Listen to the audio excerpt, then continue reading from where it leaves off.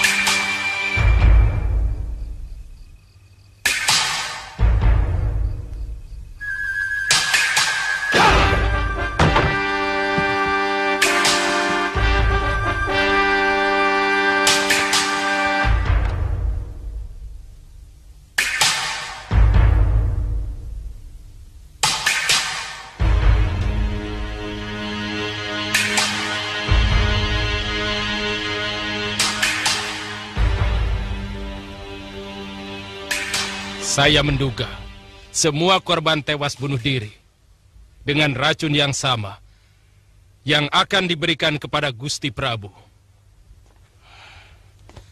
Dayang yang terbunuh dengan cunrik itu pun menyimpan bubuk racun yang sama. Sebaiknya kita tidak usah menyebarkan berita tentang adanya persekongkolan pembunuh raja yang ada dalam keraton Madangkara ini.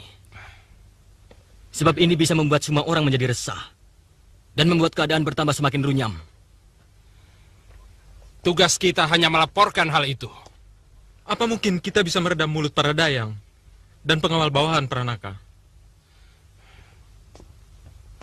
Harus diusahakan.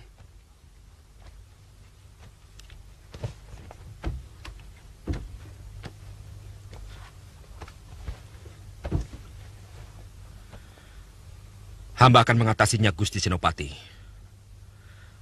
Mereka akan hamba tahan secara halus dalam salah satu asrama kesatriaan, tanpa mereka merasa ditahan. Lalu, mengenai para dayang itu, akan hamba sumpah untuk bungkam. Biasanya, wanita-wanita tua sangat takut kepada Dewata kalau berani melanggar sumpahnya, Gusti. Ya, itu bagus. Aku yakin itu mudah diatasi. Masalah yang lebih penting, dari mana kita mulai melakukan penyelidikan untuk membongkar komplotan ini? Kita harus tahu dulu latar belakang Tumenggung Rasta. Sebab, untuk sementara dia menjadi kunci dalam peristiwa ini. Ya, setahu saya, dia anggota setia dari pasukan Madangkara. Semenjak pasukan Paman Aragani dan Paman Kalamenda berada di Bojong Setu. Dia anak Wasrap, telik sandi kita, yang menyamar sebagai pemilik warung di Madangkara pada zaman itu. Kalau saja Durgalapati masih hidup, kita tidak perlu repot mencarinya. Pasti dia yang melakukannya. Dialah ahli racun yang sangat kondang di kawasan barat. Hampir setara dengan Luh Karpo dari Kahuripan. Sedang jenis racun yang digunakan sama dengan milik Durgalapati. Maaf Gusti Panglima. Hamba yakin pelaku utamanya adalah orang yang sama yang meracuni sungai. Bisa jadi. Kalau begitu, secepatnya kita susun tenaga telik sandi untuk menanggulangi kejadian ini. Kau sanggup melaksanakannya, Pranaka? Kalau Gusti semua menugaskan, hamba sanggup, Gusti. Bagus.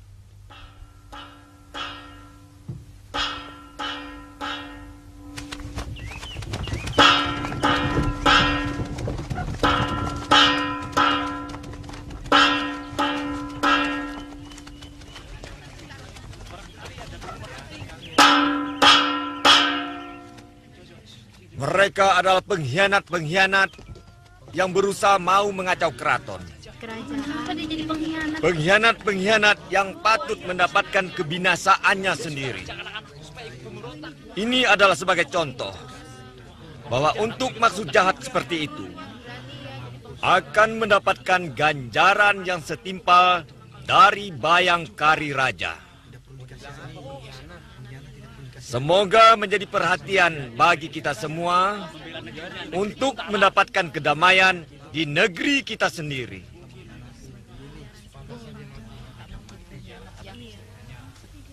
Penjara dulu.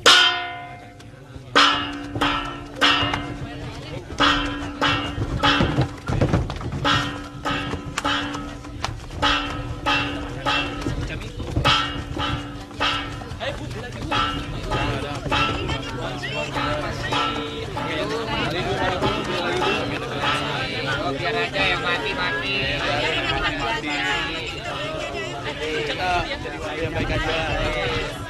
Hamba tidak bisa melaksanakan sesuatu yang tidak ada dalam undang-undang Madangkara. Tapi kalau Gusti ingin menutup sanggar tari itu, silahkan. Itu wewenang Gusti. Karena hanya raja yang bisa berbuat tidak melalui undang-undang. Tapi tuduhan bahwa hamba ikut memiliki sanggar tari itu, terpaksa hamba tolak.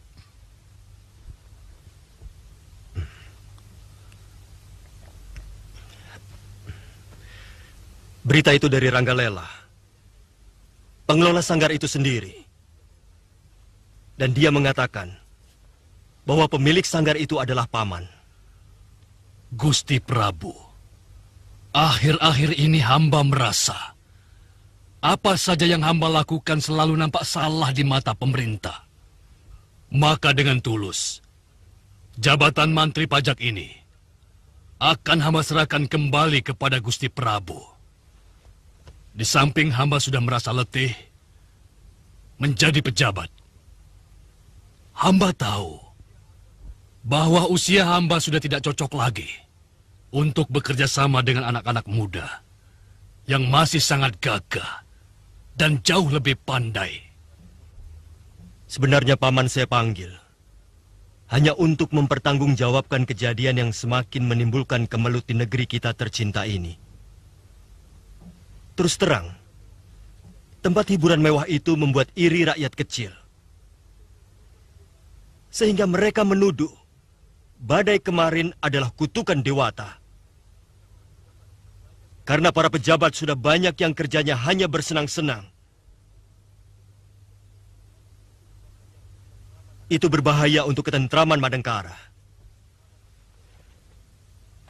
Jadi, maksud saya bukan untuk mengadili paman, apalagi memecat. Tapi hamba merasa kesana tujuan itu. Hamba merasa dikucilkan. Karena selama ini hamba tidak pernah diajak atau diikut sertakan di dalam sidang paripurna para menteri. Padahal semestinya hamba harus ikut. Ya, paman berhak curiga. Meski tujuan kami bukan itu. Sama seperti paman Aragani, yang juga salah paham dengan kebijaksanaan saya. Saya bisa maklum. Karena itu, keniatan hamba sudah tegas. Hamba akan mengundurkan diri.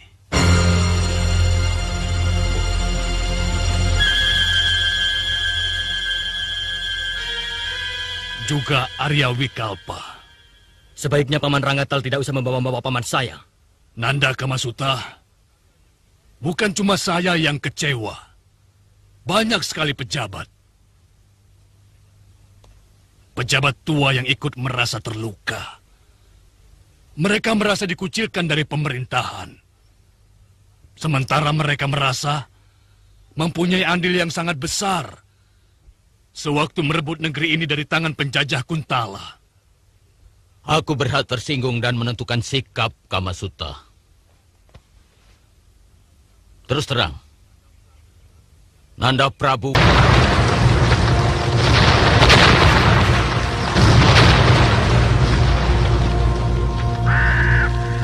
dalam urusan ini.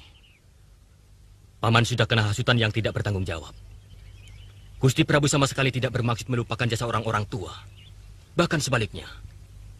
Kenyataannya, kami semua ini dilupakan. Tidak, Paman.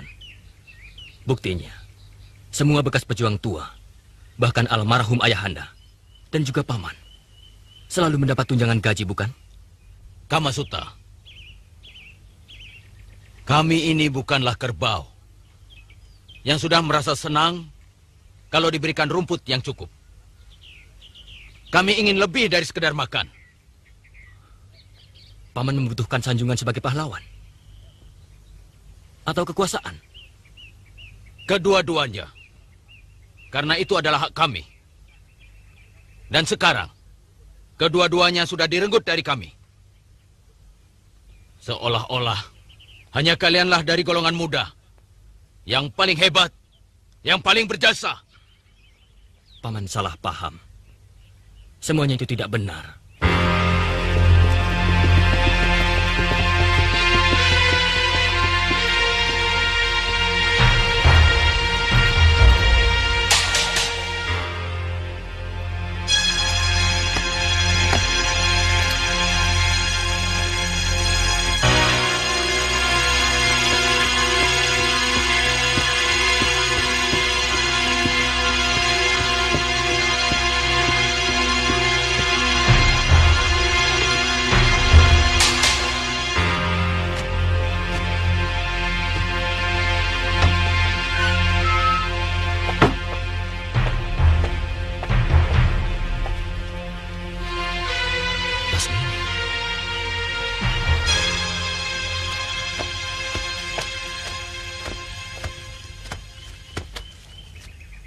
Paman Arya Wikalpa ada? Ada di dalam. Mari.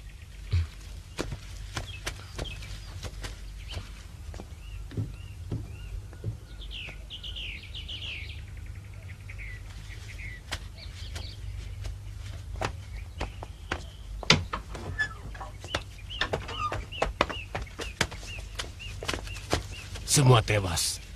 Dan Rasta terpaksa harus dibunuh. Karena dayang yang kita susupkan tertangkap basah.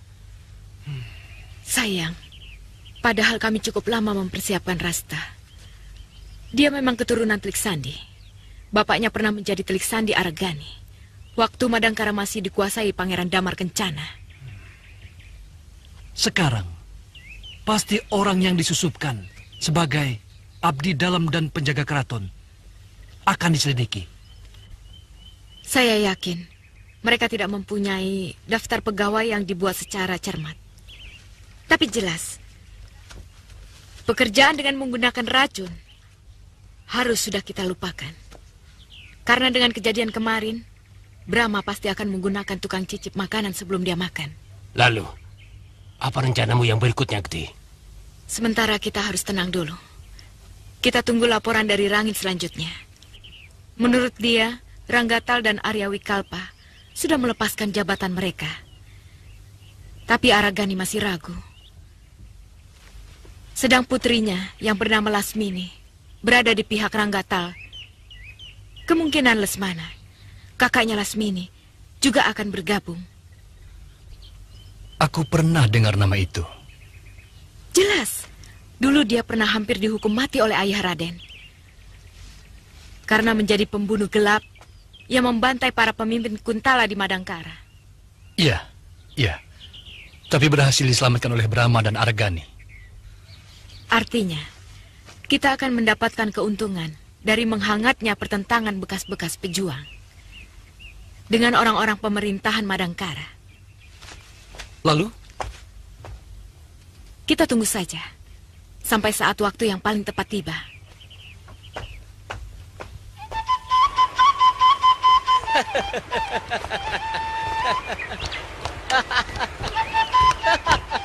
Guru, saya dapat kijang lagi. Terima kasih, Guru. Hanya ada 2 orang yang ahli dalam soal racun di tanah Pasundan ini. Yang pertama adalah Durgalapati. Yang satunya, adik seperguruannya yang masih sepupu. Dia bernama Ki Busur.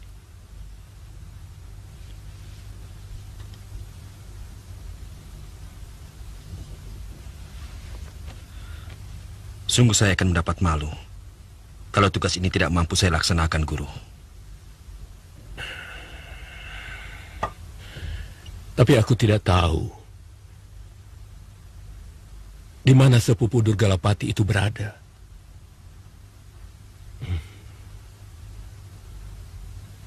Dulu, dia pernah membangun padepokan di Gunung Burangrang. Entah sekarang, dia juga seorang yang ilmunya memuja Guryang dan Banaspati. Pasti dia orangnya, Guru. Dia juga yang menyuruh para Guryang untuk mengobrak-abrik Madangkara. Guru, saya dapat kijang lagi. Adi Pranaka, kamu pulang. Kakang. Pranaka. Adi. Adi, seperti biasa akan aku gendong. Jangan, Kakang. Bagaimana pengabdianmu? Kamu sudah naik pangkat? Sudah. Atas bantuan Kakang menangkap Guryang tempo hari. Wah, kalau begitu akan kutangkapkan lagi Guryang-Guryang yang lain. Aku tahu sarang mereka di Gunung Burangrang. Bukan begitu, Kakang Abilawa.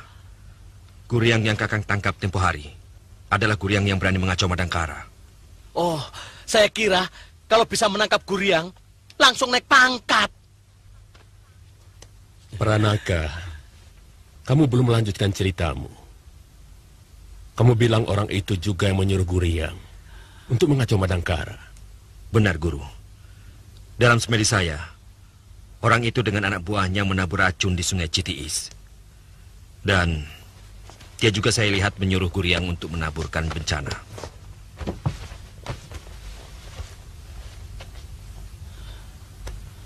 Orangnya kecil? Iya. Lebih pendek dari kamu? Iya.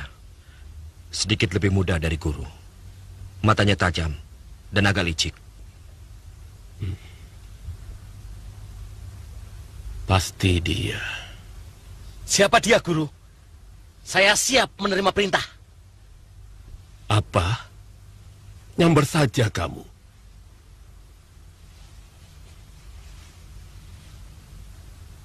Orang itu pasti si Busur. Adiknya Durgalapati. Manusia licik.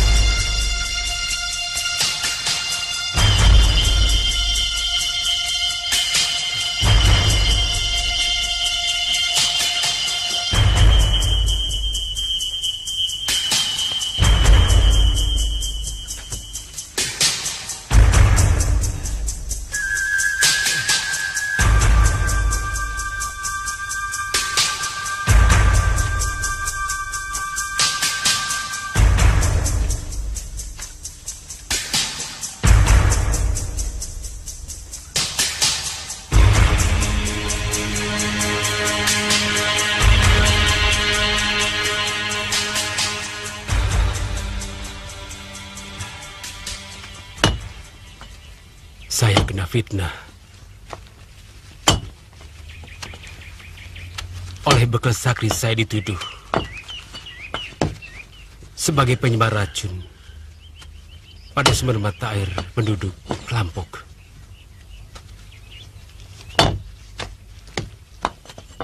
Sehingga orang-orang desa itu mengamuk, mengeroyok, dan melemparkan saya ke jurang. Padahal Kisanak tidak melakukan. Saya curiga Sakri sendiri yang melakukannya. Mungkin dia tidak suka melihat saya diseneng oleh penduduk. Lalu dia memfitnah saya dengan cara seperti itu.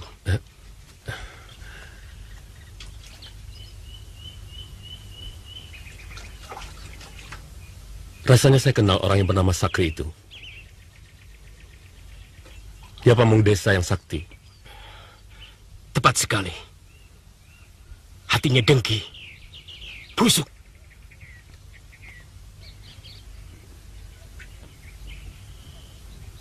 Saya agak kurang percaya pada omongan Busur. Karena setahu saya, bekal Sakri itu orang baik. Tapi cerita si Busur begitu meyakinkan.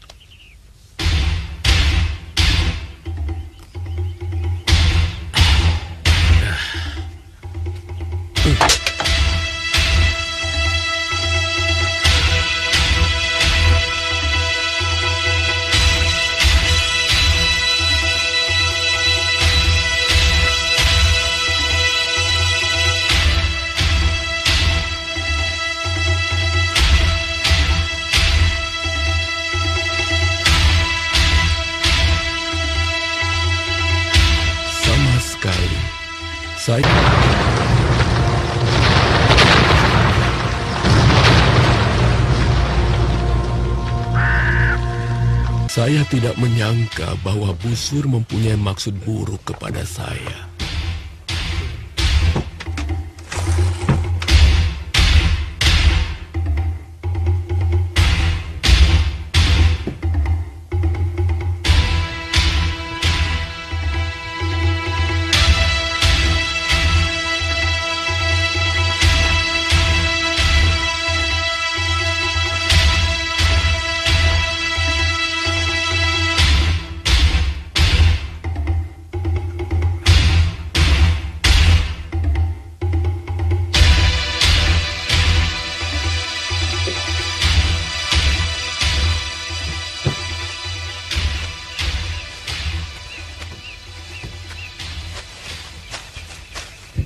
Kisanak, istirahat dulu.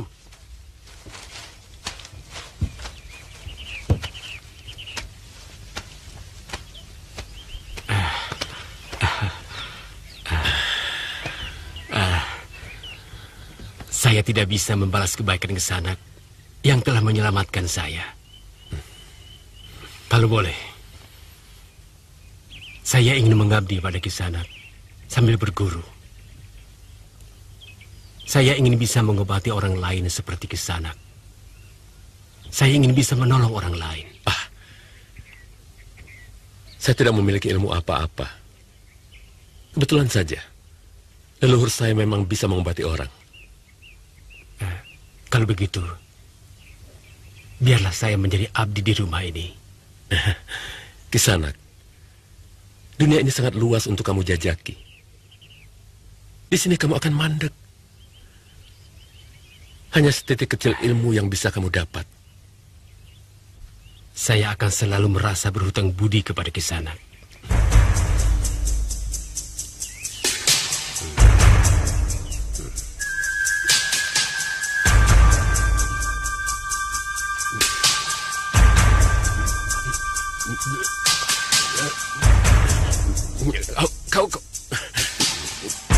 Kau terlalu...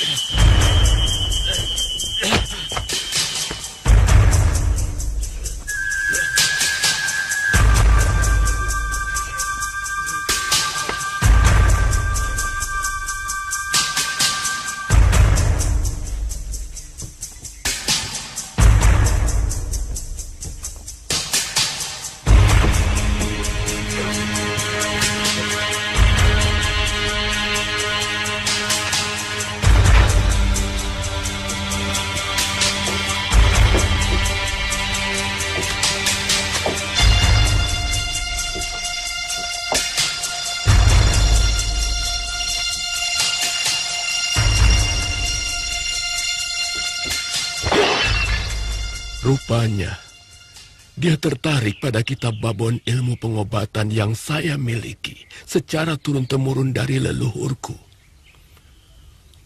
Untung aku diselamatkan oleh bekal Sakri dan Ki Astagina.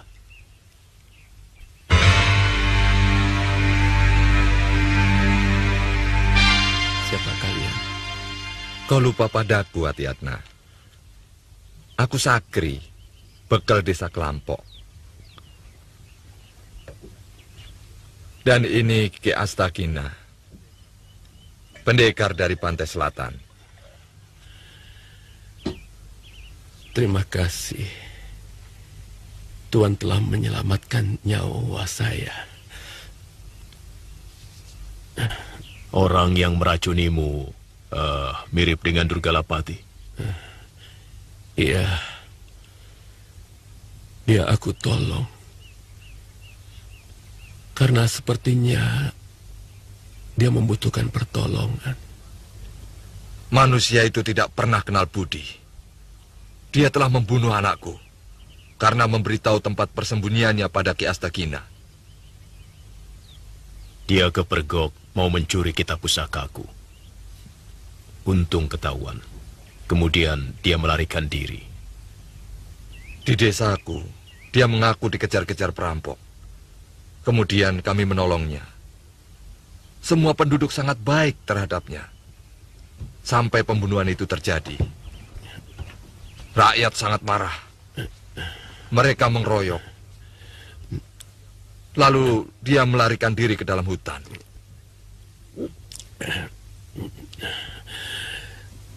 Terima kasih, Sakri. Aku dengar dia memperdalam ilmu racunnya di kaki Gunung Burangrang. Kita ke sana sekarang. Saya tangkapkan bajingan itu. Untuk Adi. Sabar dulu, Abilawa. Dari dulu kau tidak pernah bisa sabar. Kita harus tahu kenapa dia mengacau Madangkara. Pasti ada tujuannya. Pasti ada kawan-kawan dekat Durgalapati yang memperalatnya. Iya. Panglima Ringkin dan Narapati Kamasuta mencurigai sisa-sisa orang Kuntala, Guru. Dugaanku betul. Dia diperalat oleh anak keturunan Kebo Mundarang. Karena mereka dipecundangi oleh Gusti Prabu Brahmakumbara dan kawan-kawannya. Jadi, di mana dia sekarang? Mungkin di Jampang Kolot. Karena hampir semua bekas tawanan Kuntala melarikan diri ke desa itu. Kalau begitu, saya mau ke sana, Guru. Aku ikut. Pokoknya semua musuhmu akan kuhabiskan.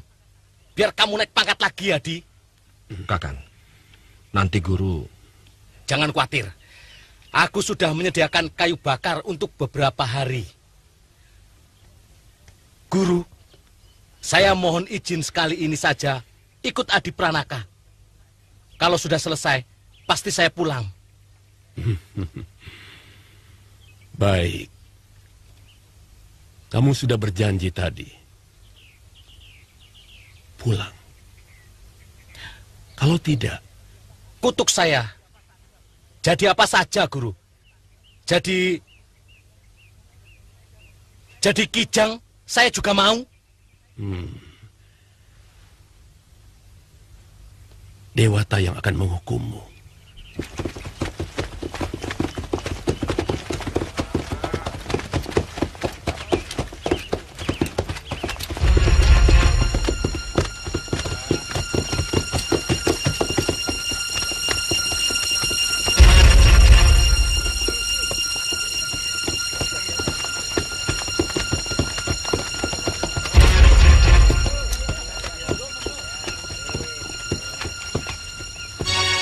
kenal perempuan itu? Kalau kenal tidak, tapi Kakang tahu. Dia adik Gusti Prabu. Ayo pasang semua telepon kalian, cepat. Kena. Bayar. Bayar. Menang lagi rupanya.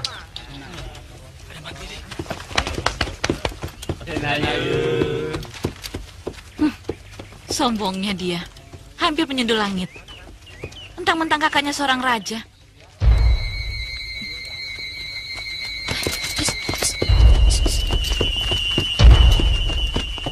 Ngomong apa kamu? Kok berasa?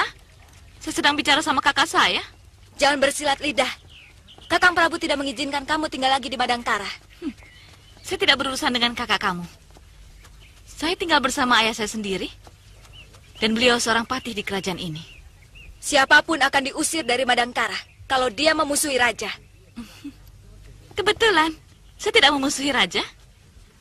Bahkan sejak lama saya sangat mencintainya. Sejak dia menjadi kakak Lasmini. seperguruan saya. Diam, perempuan bina. Hiat!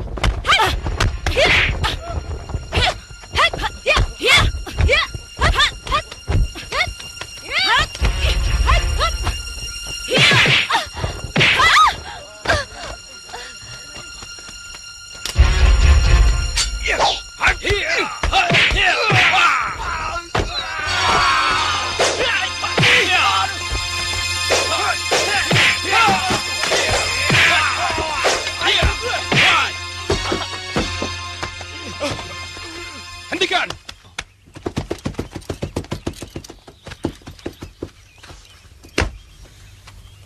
Ada apa, Nyai Dewi?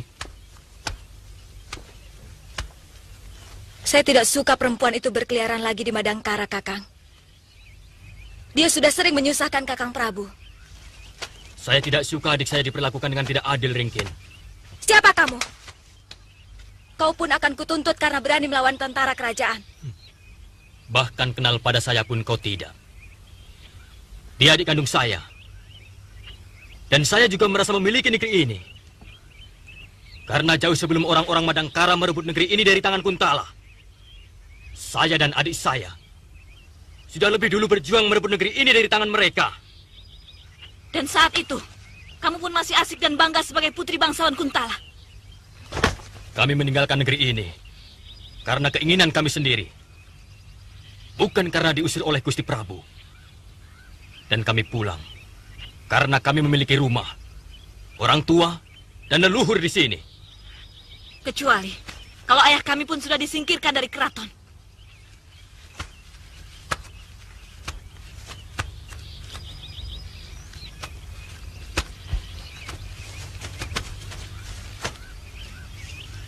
Jangan bawa-bawa persoalan itu, Lasmini.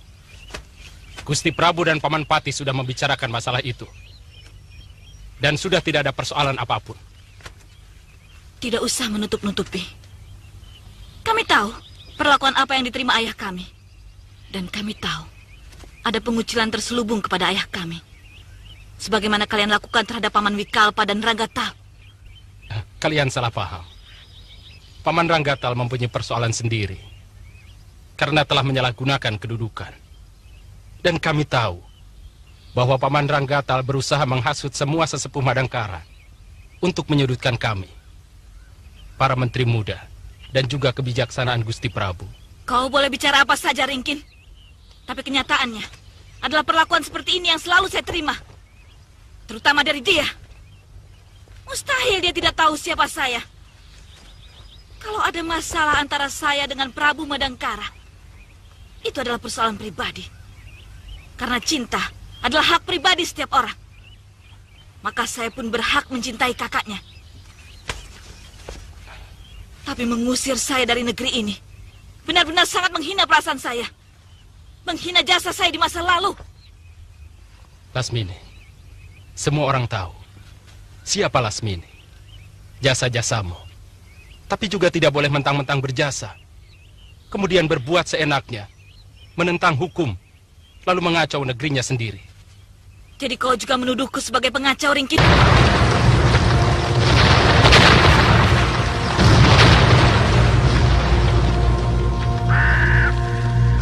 Ulahmu selama ini sering menyusahkan Gusti Prabu. Lantas, kau juga mengusir saya dari negeri ini? Siapapun yang mengacau Madangkara akan kuusir. Ini wewenangku. Saya bisa mengerti akan sikapmu, Ringkin. Walaupun tidak bisa kami pungkiri, itu semua sangat menyakitkan. Ayo, Lasmini. Sayurnya Mas, jagungnya Mas. Masih muda-muda. Berapa ini, Yuk? 3 kepeng. Kalau saya beli berikan, harganya jadi berapa, Yuk? 4 kepeng setengah. Mau beli berapa buah, Mbak? 3 buah. Maaf, Bi. Apakah ini desa Japang Kolot? Benar, Den. Aden mau mencari siapa? Kami akan mencari yang sepupu kami, yang bernama Ki Busur. Setahu saya, di sini tidak ada orang yang bernama seperti itu. Tapi kami mendapat berita, dia tinggal di sini. Kalian jual di sini, Adi. Sebentar ya, Bi. Iya. Mereka mana tahu orang seperti Ki Busur.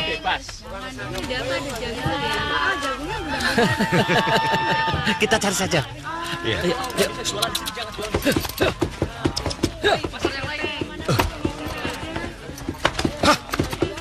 Dia menanyakan Ki Busur. Salah seorang dari mereka, prajurit Madangkara. Kurang ajar. Mereka pasti sudah tahu semua perbuatanku. Apa yang Aki mau lakukan? Selesaikan mereka. Baik, Ki.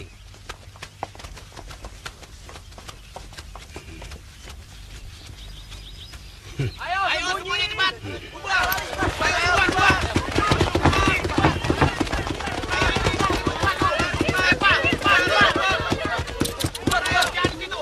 Kau pada berlarian? Aneh penduduk desa ini. Pasti ada sesuatu, Ade. Hati-hati.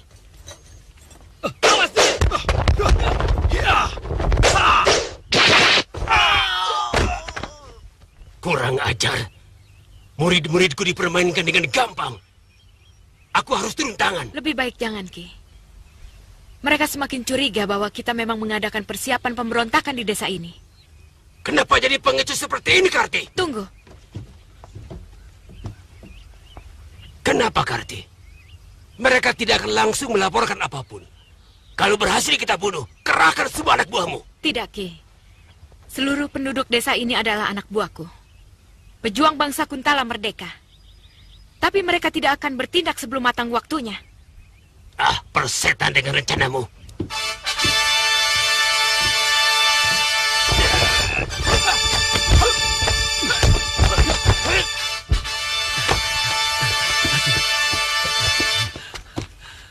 Kebetulan, kaulah yang sedang kucari, Busur. Kau harus bertanggung jawab atas perbuatanmu meracuni sungai Citiis. Benar. Perbuatanmu keterlaluan, Busur. Sehingga banyak rakyat kecil yang menjadi korban. Dan aku juga tahu, kau yang menyuruh orang untuk meracuni Gusti Prabu. Bocah sombong. Berani-beraninya kau berkata seperti itu pada Ki Busur. Minggir, Adi.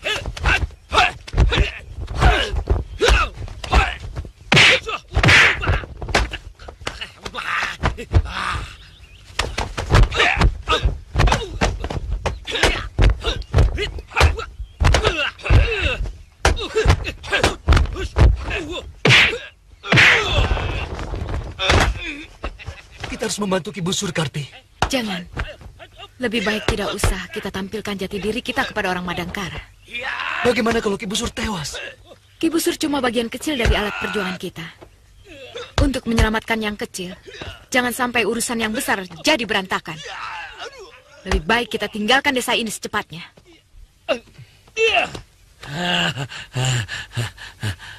Bajingan seperti itu pantasnya dibunuh saja, Adi. Jangan, Kakang. Kalau dia mati, apa yang mau saya jadikan bukti pada Gusti Prabu?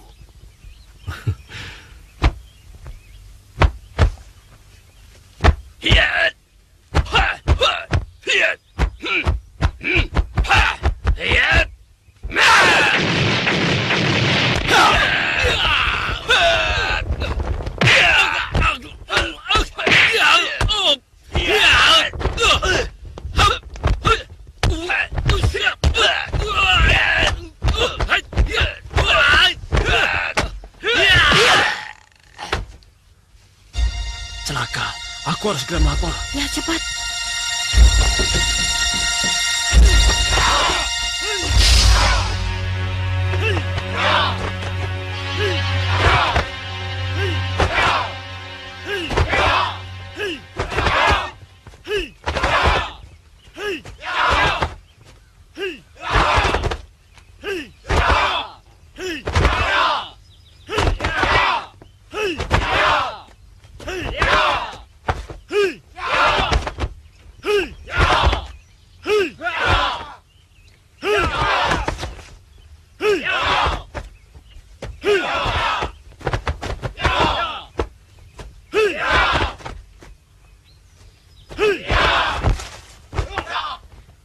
Jampang Kolot sudah tidak mungkin lagi kita pertahankan sebagai daerah persembunyian kita.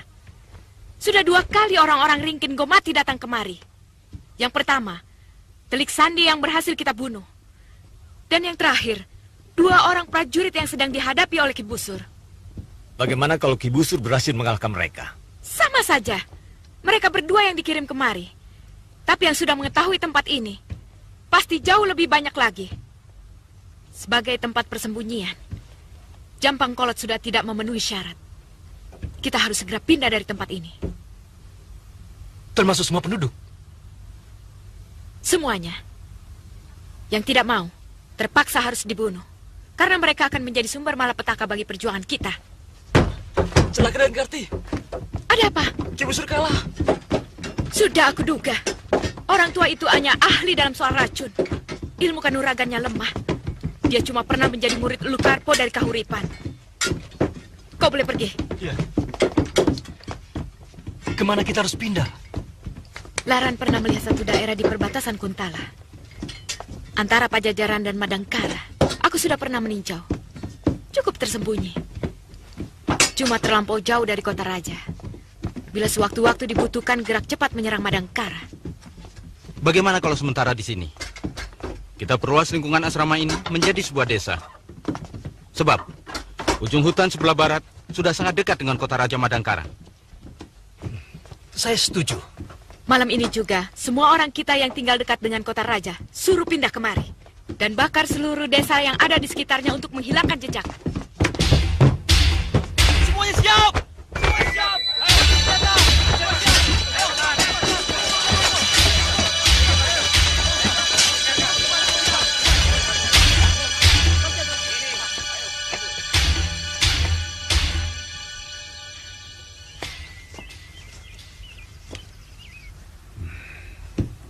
Saya benar-benar merasa terhina oleh adik Gusti Prabu. Mulutnya lancang dan sok kuasa. Sudah 2 kali dia mengusir saya, Paman. Yang saya sesalkan, Ringkin pun sudah mulai meniru sikap penguasa-penguasa Kuntala yang konyol. Seperti Kepemundarang dan Tumenggung Jayaraga. Semuanya sudah berubah. Kekuasaan selalu merubah perangai orang.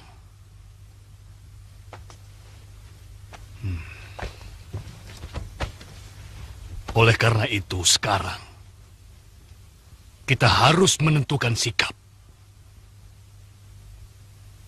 Aku sendiri sudah menjadi orang bebas.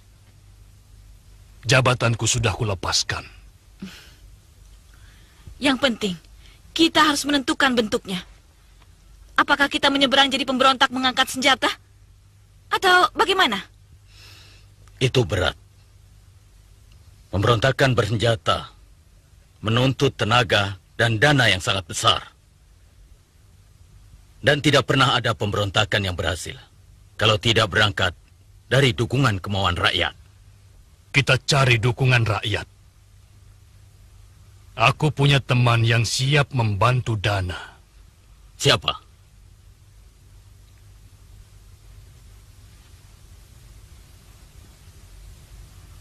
Jawad dan Ranggalela.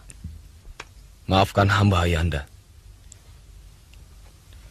Senop Indra Kumala dan Narapati Kamasuta sudah mencurigai bahwa Jawad dan Ranggalela adalah orang Kuntala.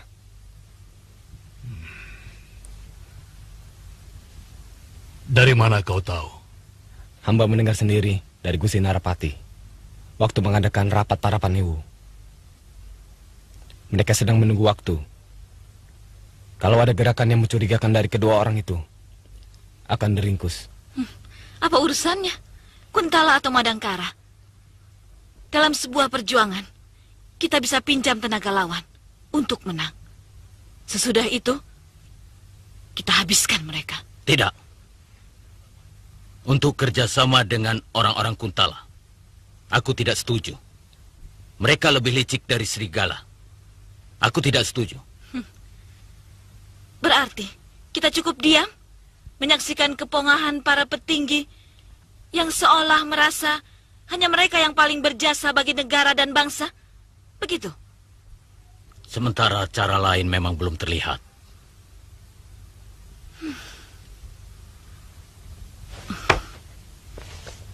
Sia-sia kita berkumpul, kalau hasilnya hanya ketakutan. Kecermatan jangan disamakan dengan ketakutan, Lasmini. Keberhasilan kita merebut negeri ini dari penjajah, itu juga karena kecermatan. Terbukti, usaha kalian sebagai pembunuh gelap waktu itu tidak berhasil, bukan? Kita sama-sama dikecewakan para petinggi. Jadi yang kita benci orangnya, bukan negerinya. Saya akan mencoba bicara lagi kepada Kakang Patih Aragani, yang walau bagaimanapun suaranya masih didengar Gusti Prabu, untuk bisa merubah sikap para petingginya.